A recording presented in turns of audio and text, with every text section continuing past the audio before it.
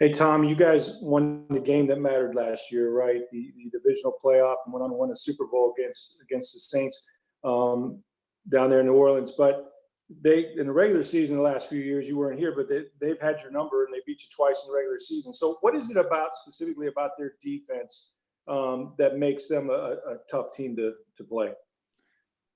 Yeah, it's a great question, and they are very difficult, in terms of making big plays. They do a good job of kind of protecting the deep part of the field. I think they make it very difficult on you to continue to move the ball effectively and efficiently because, they have a lot of continuity.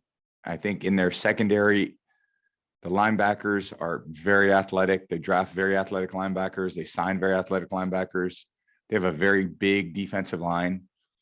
And they have obviously really good coaches, really good coordinators. So everything is a challenge. They have a lot of veteran players. So, sometimes you feel like when you play less experienced guys, there's things you can get away with, but not these guys. You really have to be on everything. They have some very challenging packages on third downs, especially. So we just studied everything and try to be prepared for everything and understand there'll probably be a few new things, but we gotta just go play really sound football game. And it's going to come down to, BA said earlier in the week, obviously we turned the ball over a lot the first couple games we played them, and we didn't score touchdowns in the red area. And then, in the playoff game, we did a better job in the red area. We got turnovers, but it's going to be a tough game. This is a good football team. They've been playing well for a long time. They're having a great season this year. They're a great season last year. They had a good season the year before. So, they're one of the best football teams in the NFL. So we're going to have to go out there and play really great top to bottom. We'll go to Greg Oman. Hey, Tom, I know it's only week 8, so you're not necessarily scoreboard watching or looking at the standings, but there's 5 NFC teams that are 5-1 or better, none on the AFC side. So it's just a different dynamic at the top of the standings. I just want to ask you how much that adds an urgency to winning every game and making sure you guys take care of business every week, even though you still got 10 games, not 11 games left in the season.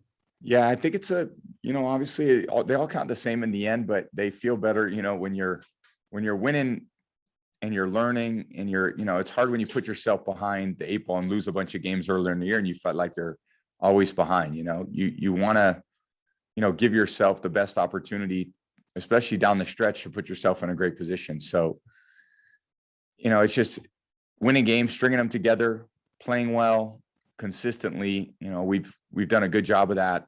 And, we put ourselves in a decent position at 6-1. And after this game, we get, a bye week and a break. So, everything goes into it. We got to just go out there. We know it's going to be tough. We know it's going to be physical. It's going to be loud. They're going to do a great job in their communication. They have a very talented football team. So it's going to be a great football game against 2 very good teams that are hard-nosed, tough. Both teams are very well coached. Both teams have a lot of veterans. So this is going to be a great football game. We'll go to Jenna Lane. Hey, Tom, hope you're doing well. I know you're on to New Orleans, but a very special moment on Sunday for you and a fan, Noah Reeb, the little boy who's battled brain cancer. I'm just curious kind of how that moment transpired. If you could just take us through that and what that was like for you. Yeah, I've and I said after the game too, we've all have different times and chances to, do different things and brass different things. And I had sent Noah a video. I didn't know he was actually at the game.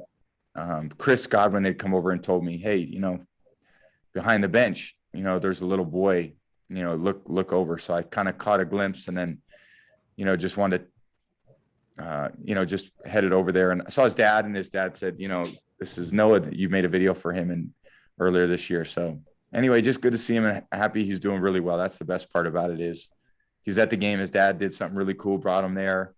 And, it was a cool moment for the family, cool moment for me. And just really it puts everything in perspective, with our family and our health and the things that matter the most. So I'm glad we can entertain some people. And I'm glad we can lift some people's spirits from time to time. And Yeah, and I'm sorry. go ahead. No, you go ahead. I'm sorry. I jumped the No, gun. it's nice for us to all be able to do those different types of things. So And obviously, you being a parent, I'm sure you could empathize with the fear and the, just the challenges that his dad had faced. What about his story resonated with you when you were making that video for him? I mean, I think everything. I mean, yeah, absolutely everything. People are dealt different cards in life, and everyone's trying to do the best they can, and it's very challenging for a lot of families that are dealing certainly with kids who are going through very difficult situations like that, like Noah was. So, and over the years, I've got a chance to meet different children, and participated in different events, and Make-A-Wish. I've done a lot of Make-A-Wish events over the years, but things like that, I think that we all kind of look forward to give back to the things in our community and the people that are going through really tough times. And as much as I think we give to them, in the end they give back to us too. It's really inspirational to see what these kids go through, and you think, man, what we do in football is so easy compared to dealing with situations like Noah's. We'll go to Rob Maddie. Tom, when you score 38 points and you're pissed that you didn't get 50, how did you develop that mindset, and how important is it to have other guys feel that same way? Well, I think we want to play great every time we take the field. We want to play great every snap we take, every drive. I think we all get frustrated if we have 3 and outs, and it's an imperfect game, and we're trying to play it in a very perfect way. So it's just a very challenging game to get everything kind of exactly the way you want it. And I could probably count on one hand the number of games that out of the 300 plus I played, that went exactly the way that I hoped. So I always want them to go that way. Oftentimes they don't, but we're just going to keep fighting to make it as best we can. We have time for a few more. Next, we'll go to Evan Winter. Hey, Tom, hope you're doing well, man. Speaking of this Saints secondary, they have a lot of players that they utilize in a lot of different ways. To you, I know you don't mind giving away your enemy's game plan. To you, what do you see that they do specifically that makes them so effective? Well, I think first of all, their physical attributes. They're all big. They're tough. They're very, physically, they're very stout. They play the run game well. It's a big D line. Like I said, very athletic linebackers that are physical. Demario Davis, one of the best linebackers in the NFL. And then secondary wise, a lot of guys can do different things. So they can blitz, they can cover. They got great cover players. Marcus Williams, a really good safety. So in the end, they're really deep in the secondary. They're good. They're really deep at linebacker, and they're really deep at the D line. So that makes for a good defense. And, again, their coach does a good job, putting those guys in positions to be successful, and they do a great job. They held, one of the best defenses in the league right now. They held Seattle to 10 points last game at home. That's tough to do. One of them was like an 85-yard touchdown. So they just don't give up a lot of points.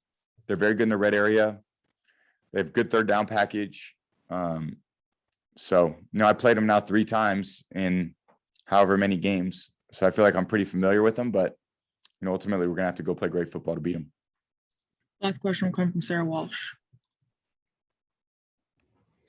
Hey, Tom, I know you mentioned how good this defense is a couple of times, and Bruce said he thinks it's the best front that you guys will have faced so far this season. Your line has been very good this year, clearly, and you've been untouched a lot. Can you just talk about the challenge that they will have? I mean, you've had a pretty clean pocket a lot of times this year, but the challenge that they'll have with Cam Jordan and the great job that they have done so far this season? Definitely. I think they have a lot of guys who can do different things. Certainly guys that can win with speed. Certainly a lot of guys who can win with power, guys that win with effort. And it's a collective group. That linebackers blitz a lot. The safeties can blitz. They try to corner blitz us on us last year. So they have a good scheme that always keeps you guessing. And, anytime you have a team like that, you just we got to make sure we're communicating about what we see and how we're going to deal with it. And I'm understanding they do a good job of what they do. So our line has done a great job all year. I mean, we'll obviously know the situations that they'll try to use some of their exotic stuffs in, but you know, it's really one play at a time about execution, and us all being on the same page and seeing things the same way. That's the only way to deal with it.